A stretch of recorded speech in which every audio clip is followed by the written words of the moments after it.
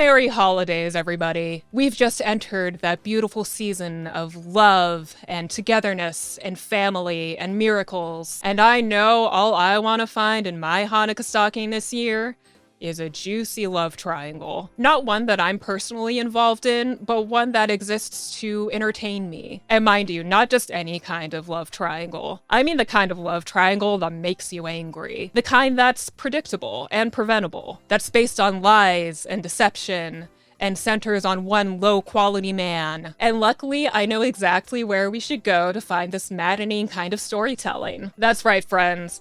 Today we're headed to the Degrassi store. Love triangles are, of course, a staple of the Degrassi TNG universe. Over the course of the show, we've had Ashley, Jimmy, Sean, Drew, Bianca, Katie, Maya, Miles, Tristan, Drew, Claire, Eli. There's just no easier way to script some drama than to set two different teenagers' sights on the same irresistible love target, which I guess Claire counted as once. And then you want to throw a little holiday drama into the mix? Now you're spoiling me. Now, in December of 2003, Degrassi TNG dropped its infamous Season 3 Holiday 2-parter titled, well, Holiday. And this special was a big deal, because Season 3 focused on the at the time most goes-veriest Degrassi love triangle to ever triangle, the Craig-Ashley-Manny one. See, the Craig-Ashley-Manny storm had been a-brewing a long time before the holiday special ever dropped. Craig Manning was prime proto-frick boy material the second he set foot in that school, so an adolescent love triangle involving him was just a matter of time. Craig's unlucky victims became Type A identity crisis queen Ashley Kerwin of grade 10, and hot mess identity crisis princess Manny Santos of grade 9. A lot of stuff went down over the course of like 1.5 seasons to set the stage for the episodes today. By the time the holiday two-parter had dropped, Craig had formed an official relationship with Ashley, and he'd gone and cheated on her with Manny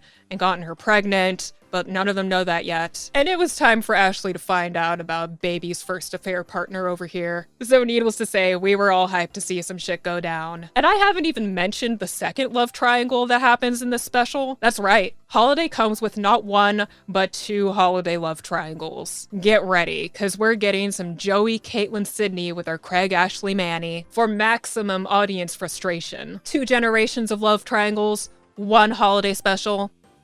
Let's get to this recap. The special opens with Craig and Ashley running around outside in the snow like a couple. Then they head to a Christmas party with the combined Simpson and Jeremiah families. We get a montage of them all being extremely Christmas. It's cheesy as a Christmas quesadilla up in here. Joey's girlfriend Sydney makes Joey and Craig rotate the Christmas tree around a few degrees because it'll look better. Because Sydney's whole thing is that she just has a stick up her ass, which we're supposed to not like her for, I guess, but I am a total Sydney apologist.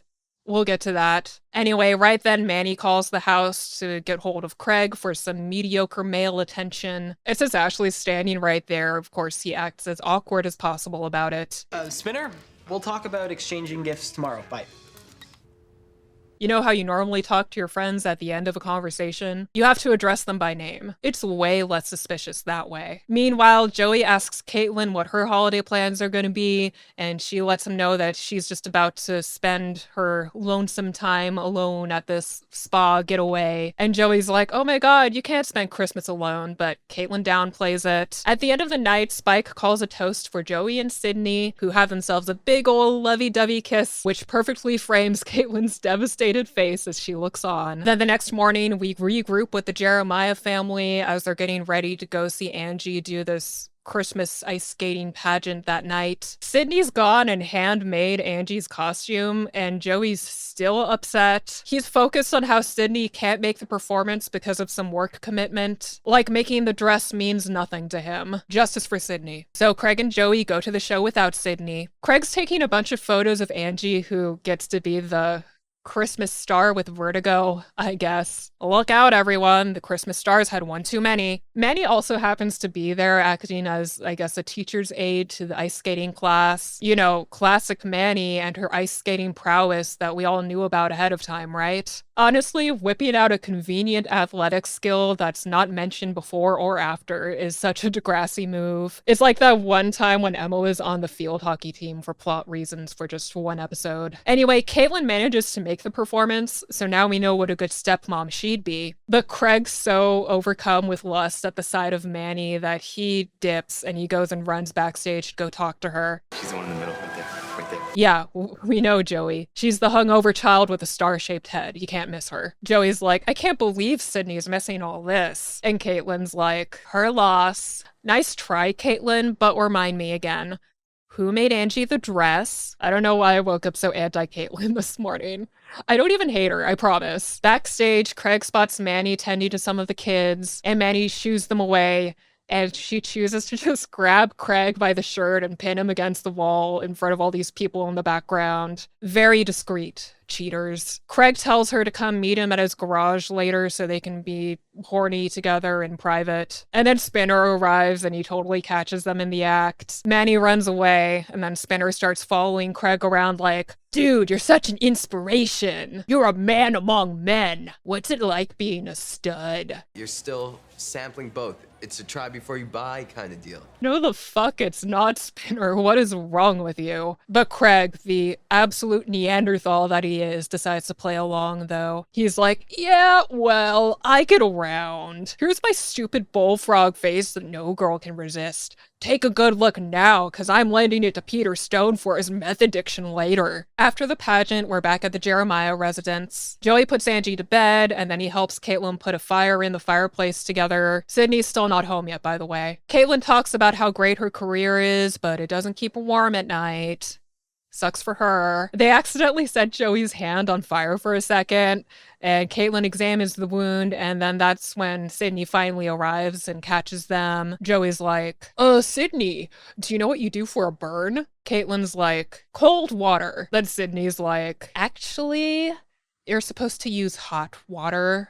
It's homeopathic. Well, la-ti-da. Caitlin leaves in a hurry after that. Meanwhile, in the garage, Craig finds Manny there as they discussed, and they're quick to get going at it. But before things get too hot and heavy, Manny wants to give Craig her Christmas present for him. She's knitted him a scarf, which I wish she hadn't put so much effort into. Then Manny says that all she wants for Christmas from Craig is just one thing, and that's for him to break up with Ashley. I can't make that choice.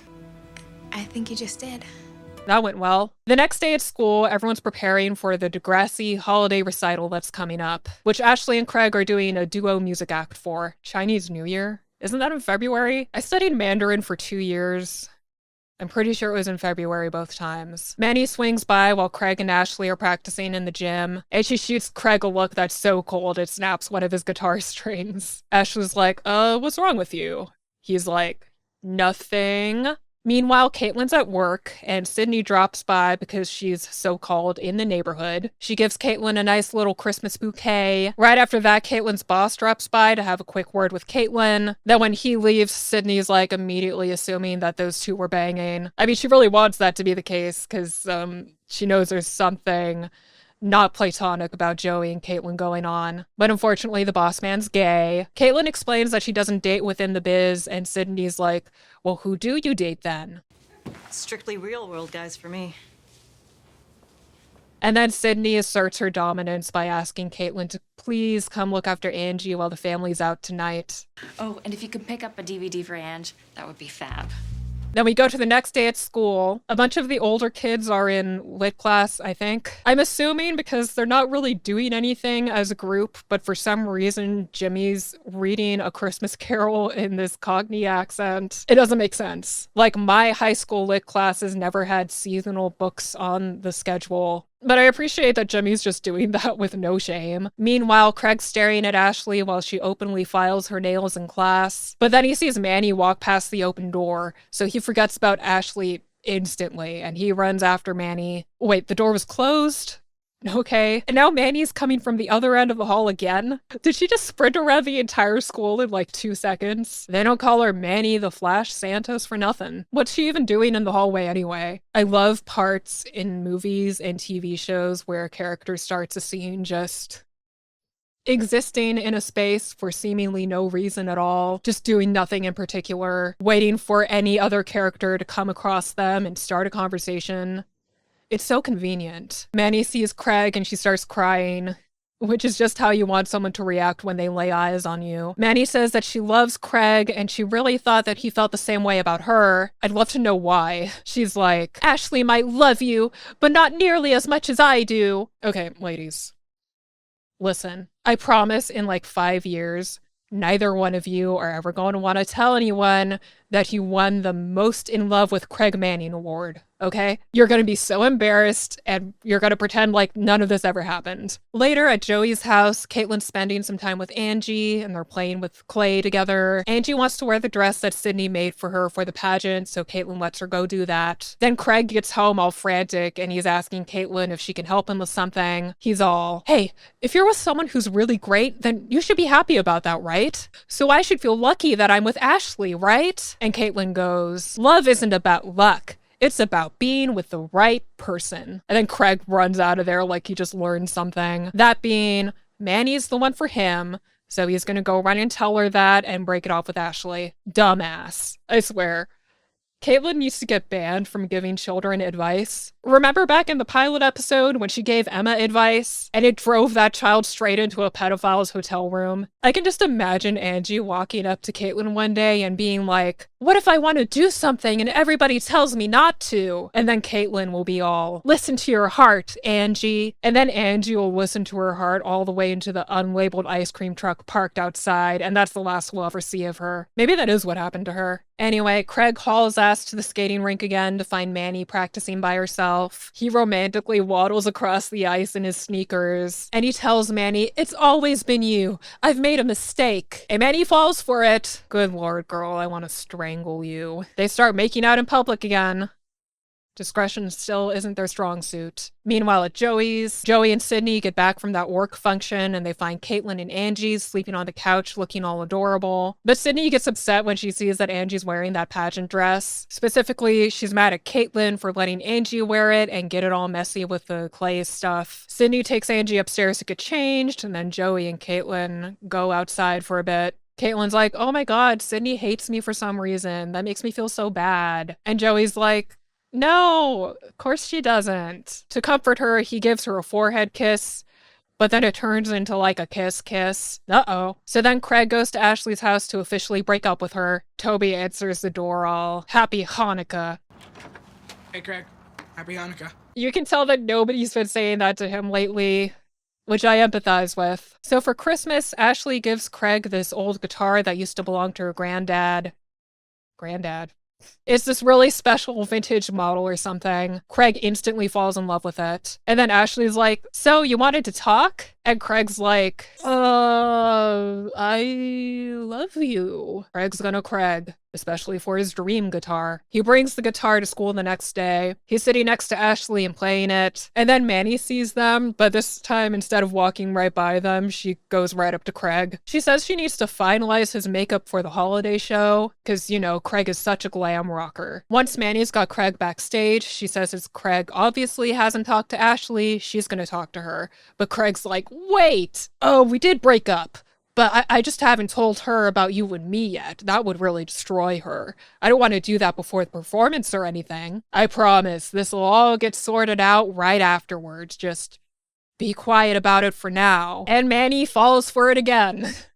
I'm gonna scream. Then we cut to the scene in the mall where Spike is waiting in line to get a photo with Santa and Baby Jack. Then Caitlin just bursts onto the scene. I don't know how she tracks Spike and Baby Jack down to this exact spot.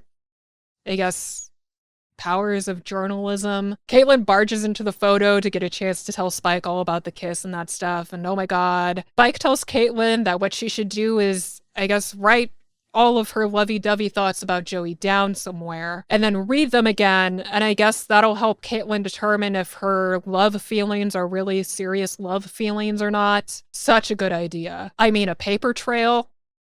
I don't see how this could possibly backfire. And then Spike gets the Santa photo handed to her to see that Caitlin's totally ruined it with her drama. Also at the same mall, Craig and Spinner are there shopping for their respective ladies. Craig stops to get one of those cheap mall kiosk bracelets for Manny since it has ice skate charms on it. You know, like Manny's famous hobby we all knew about. And he's already gotten Ashley this vintage band t-shirt. Then Caitlin goes back to work and she tries out that write out your feelings thing that Spike suggested, which it turns out is pretty intense for her. In the letter, she basically begs Joey to not let another chance of them being together slip by. She prints out the letter, throws it in an envelope. She might want to slow down now. And then, like a robot, she just marches it all the way to Joey's house and she drops it in the mail slot, then comes back to her senses and regrets it immediately. It's like she's had no control over her own body until she did that. Like she walked there. She had all the time in the world to think this through. So she tries to get the letter back by breaking into the house via the window, but unfortunately she gets stuck halfway inside, and Joey and Sydney discover her hanging halfway out of it when they get home. She lies like, oh my god, I left my Palm Pilot in here, I need it back, it has my whole life on it. Joey and Angie go upstairs to look for it, and while they're alone, Sydney has a little confrontation with Caitlin. She's seeing right through Caitlin, obviously. Meanwhile, in the garage, Craig's back to playing Ashley's granddad's.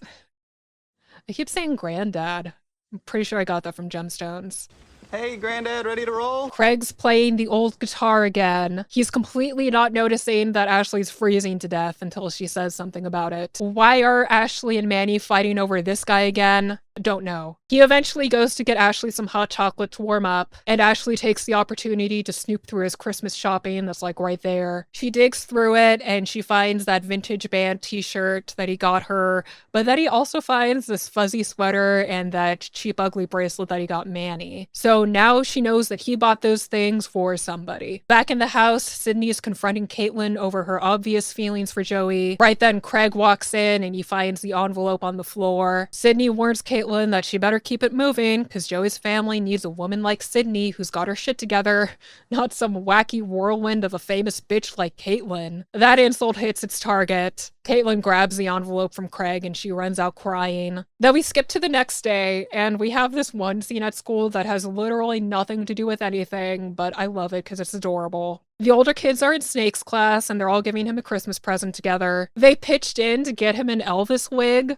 because this is when he had leukemia, right? It is so cute and sweet and adorable. Snake is number one teacher. We're feeling the love. Meanwhile, at Caitlin's office, Joey drops by to say hi to her, but also he wants to talk about the kiss. But Caitlin tries her best to downplay the whole thing. She's like, yeah, we were just caught up in the moment, Joey. So it was meaningless. And like, I don't want to like marry you or anything. I'm cool. Then her boss comes in with tickets to Montreal for Caitlin.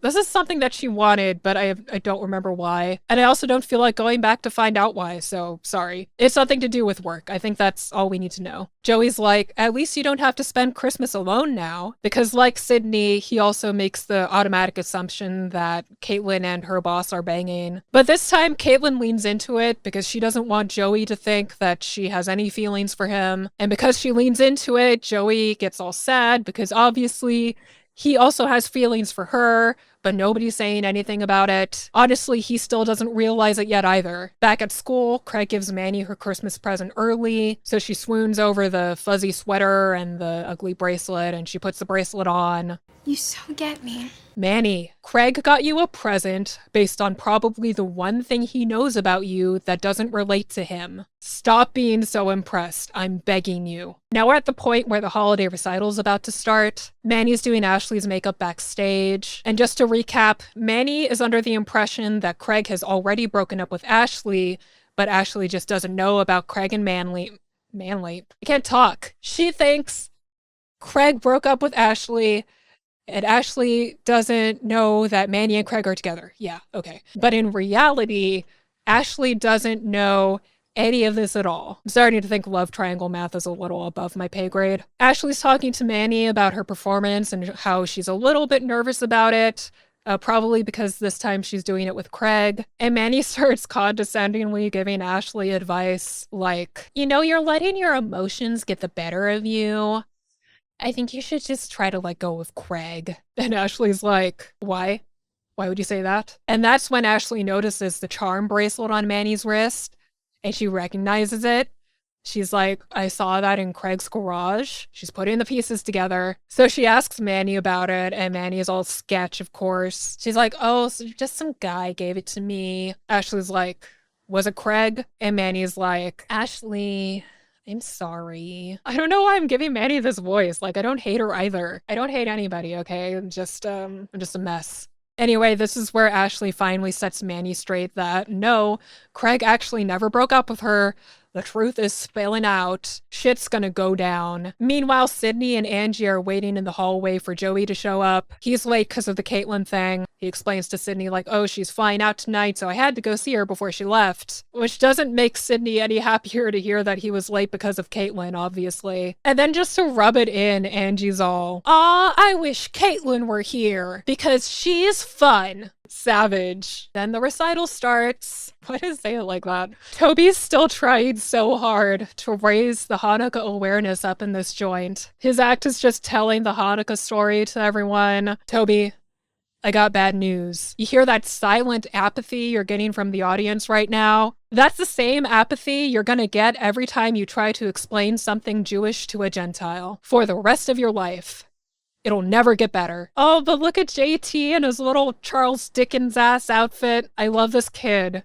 And I keep forgetting he's even in this show because he's never in any of the episodes that I talk about here. Also probably because he's dead. Spoiler alert. Craig and Ashley take the stage next, but then Ashley misses her cue because she's still fuming over what she just learned with Manny. Craig's like, Ash, we're on. And then she just gets up and slaps him across the face in front of everybody's parents. Craig chases Ashley out of the auditorium after that because he's still too stupid to realize that she knows everything already. Ashley chews him out for cheating on her, and then she grabs the guitar back away from him and leaves him in her dust. Then Manny shows up, and Craig accuses her of telling Ashley, and she's like, nuh-uh, we just figured everything out together because you're an idiot. She drops that cheap-ass bracelet at his feet, and now she's gone too. Then Joey comes out to find Craig and ask him what just happened back there. Craig explains the whole thing, like, you cheated on Ashley, and then with Manny, and then they found out, and now that we were here. And Joey takes this moment to relate to Craig by explaining how he cheated on Caitlin back when they were teenagers. You know, that famous Degrassi OG plotline. He reassures Craig that Craig's gonna be okay, and Joey should know, because Joey ended up okay.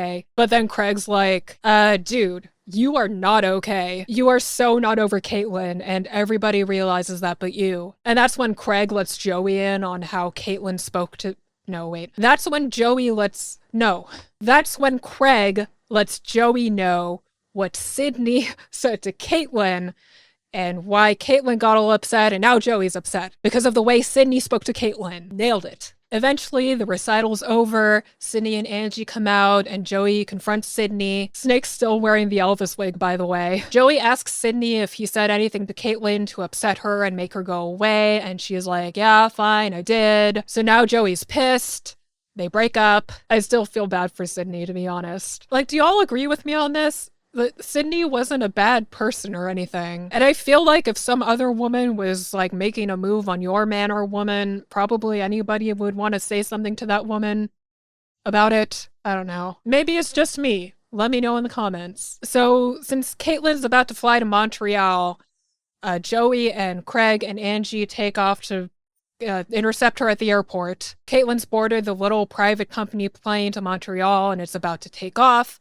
But Joey calls her cell phone at the last minute. She looks out the window and she sees the three of them waving at her from the airport terminal. So she runs off the plane to go say goodbye. It's super movie dramatic. Craig takes Angie aside to give the two a moment alone. And Joey tells Caitlin that it's over between him and Sydney. And everything is about the two of them now. And that's how it comes full circle for Joey and Caitlin, making up for lost time. I like how Craig completely ditches Angie to watch those two kiss, by the way. Looks like Angie's getting her portrait on a milk carton for Christmas this year. And that, my friends, was holiday. This special really throws me back, guys. And I hope you all enjoyed revisiting some more Degrassi episodes with me today. If you did, you should definitely subscribe to my channel for some more Degrassi content and Degrassi adjacent content and some like random shit thrown in here and there. For example, a few weeks ago, I dropped this really long Radio Free Roscoe video that needs some love, so you might want to check that one out too. But that's enough from me for today. Remember to hide your Christmas presents well next time, Gregory Manning, and I'll see you next year.